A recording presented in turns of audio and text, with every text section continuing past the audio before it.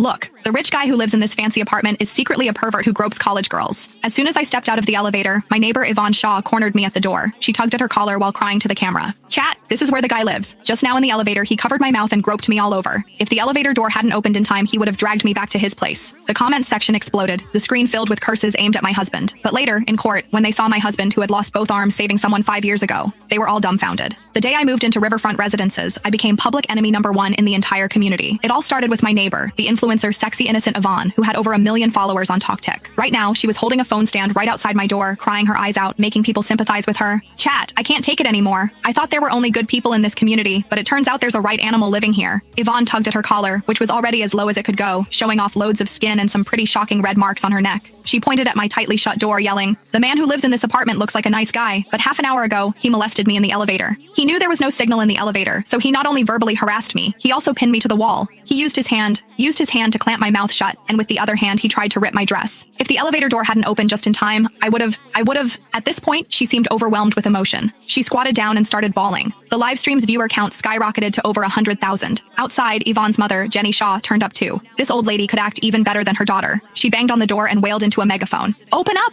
You have the guts to do bad things but don't have the guts to open the door? Look, everyone, this is the animal living in Unit 2801. He harassed my daughter who just turned 20. What a scumbag. If you won't come out, I'll kill myself at your door." The noise was giving me a headache. I put down the hot towel I was holding and looked at my husband, Chris Gomez, who was lying on the physiotherapy bed and hooked up to a breathing machine. Though he could not speak, his eyes were full of worry. He seemed to have heard the commotion outside and was trying hard to turn his head. I gently patted his shoulder and said softly, "It's all right. Just a few barking dogs. I'll handle it." Chris's body trembled. A pang of sorrow hit me. 5 years ago, in that mall fire that shocked the whole country, he went in and out of the mall 3 times as the fire brigade captain. The last time, to save a trapped little girl, he was hit by a falling beam. It not only ruined his face, but also took both his arms. For the past 5 years, we've been living a peaceful and comfortable life with the compensation money and the money I made from earlier investments. To provide him with a better rehabilitation environment, I specifically moved to this large apartment with a river view. Who would have thought that on the very first day we moved in, we would be framed like this? Molest? Pin against the wall? Hands all over? I smirked, my eyes turning cold. If they want to make a scene, then they better be ready for the consequences. I went to the entrance and swung the door open violently. The crying and shouting outside came to an abrupt halt.